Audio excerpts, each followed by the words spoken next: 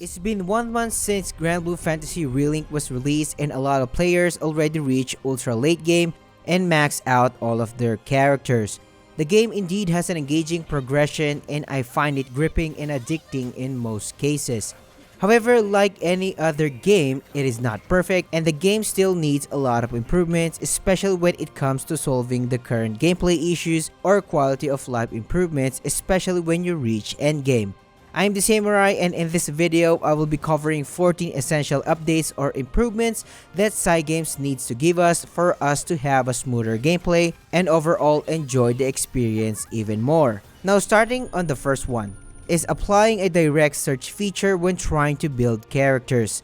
At endgame, you will be swamped with thousands of sigils, and manually checking each of these sigils will take a lot of time, and it is a nightmare just to find a specific combination that may complete your build. Since we do have a lot of sigils to choose from, the combination of sigils trait varies, especially when dealing with 5+ sigils. For example, I need a Tyranny 5+ with improved dodge on it, or even a damage cap 5+ with a specific trait. It simply takes too much time when trying to engage in this activity. To alleviate this issue, a direct sigil trait searching feature needs to be added, where players can manually set the sigil type, its first and second trait, so the system can easily filter it out for you. The next possible improvement on the list is character switching when playing in single player mode. I know there are a lot of players who want this feature more than ever, and I also mentioned this in my review. Having access to your party members' skills instantaneously may provide another layer of depth in combat, and battles will surely be more fun in certain scenarios. Moving on to the third update that I want to have is skill duration timers. I don't know about you, but I find it really basic to include skill timers in role-playing games such as this one. Having to rely solely on icons to determine when buffs or debuffs are about to expire is kind of annoying. Just add the timer and it's not that of a big deal anyways, and build enthusiasts will surely appreciate it. The next update on the list is probably an issue in the least amount of players, but I am one of them. I've been using this type of controller or PlayStation controller since I was a child, so my brain was wired to determine and adjust to it easily, or perhaps to the traditional PlayStation buttons. How hard it is to have a simple update to add this soon, and other games can easily do it as well, so I don't know what's the hassle. The next update on the list is using all vouchers at once, Transmarvel's charges feature in one go. I cannot stress how the next update on the list can make our lives more easier, as we are engaging in heavy grind sessions every day, and the last thing that we want is to really waste time just to empty our vouchers or even use our Transmarvel charges one at a time. Inventory hell management will surely be easier as well if we can just flush out our vouchers in a flick, and in my opinion, this is the update that we needed the most, and I really hate wasting a tremendous amount of time just to be organized or when hunting specific types of sigils. They already applied this to Curios, and I'm hoping they will apply this in transmutation as well in general. But before the next update suggestion, if you are into straight to the point guides, tips and tricks like this one, subscribe to the channel. Hit the like button and it will surely help me a lot. Join our Discord server as we are building an empire where we can help each other. Now on to the next update. The next update on the list is a possible sigil conversion feature where we can tag or set a specific type of sigils that we don't like or will not ever use to be automatically flushed when we get them from various sources like in combat. The system will automatically flush them out for vouchers. This is the general idea, and I cannot stress how much time we can save from this.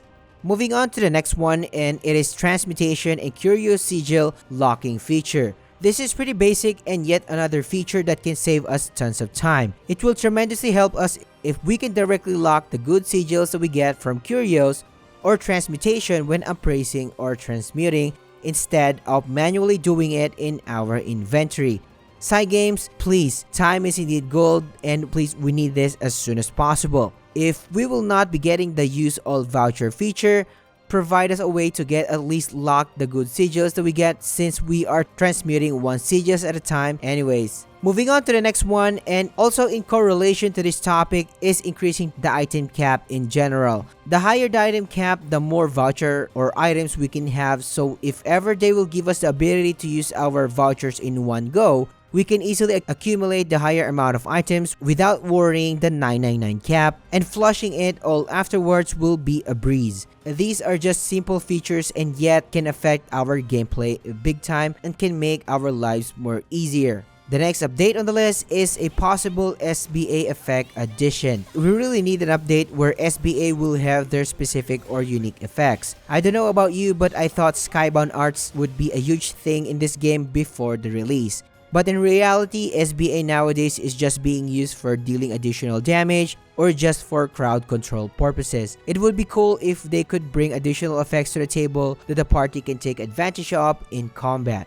Just imagine all of the different effects that we can have from different characters. It is simply can provide a much more fun experience.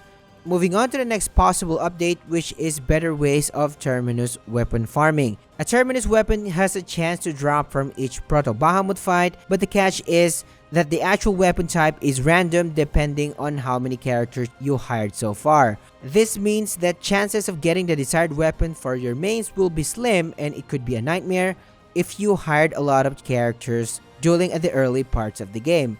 I know a lot of players who struggle to get the Terminus weapons for the mains because of this. In Cygames, you don't want to punish these newbie players who really want to explore the game at first hand, and surely these types of players will be hiring a lot of characters from the start, especially if they are new in the Granblue Fantasy universe. To alleviate this, introduce some kind of currency that we can get from each Proto Bahamut fight, and later on that we can exchange for Terminus weapons that we want instead of purely relying on pure RNG. Now that a Terminus weapon is out of the way, the next thing that I want to talk about is supplementary damage 5+ rates.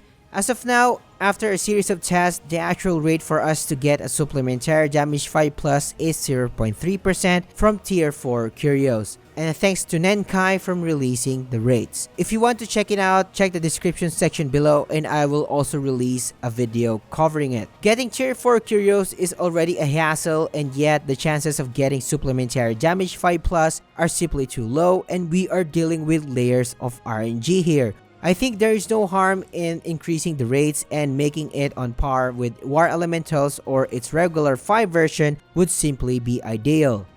Damage cap and supplementary damage lots optimization. This is going for the next update on the list, and speaking of supplementary damage anyways, and I am also eyeing a possible optimization about how many slots damage cap sigils and supplementary damage take from our current setup. They already took almost half of our slots, leading to a small room for building creativity. I hate the idea of damage cap in general, so at least optimize the slots that it is eating so far, and we can alleviate this by making it work like War Elementals, where it can just take one slot to be effective, or lowering the damage cap level trait ceiling but retaining its value at the same time. Second to the last update that I want to see are camera issues. I cannot stress how many times I had a hard time playing due to camera issues, especially when fighting huge enemies. Although this can be resolved by manually rotating the cameras at times, it would be nice if Cygames would optimize their camera issues. There are a lot of players are complaining about this, so please listen to this one. The last update that I want to see is the return of unlimited quest retries, and you can relate on this if you are into auto farming recently. We already had this feature during release, and yet Cygames remove it due to balance issues, or they don't want people farming while they are sleeping, so they limited it to 10 retries instead. People are using macros in PCs anyways to bypass this limited retries nowadays, and I see no harm in bringing this feature back. These are just the updates that I compiled over time while playing this game. I know there are a lot of things that I forgot to mention as well, so comment down below and let Cygames know. What do you think about these updates? Do you find them helpful just in case they got implemented? Now, if you want to know the best ways to get the best sigils in the game, click these videos, and thanks for watching, and I will see you on the next one.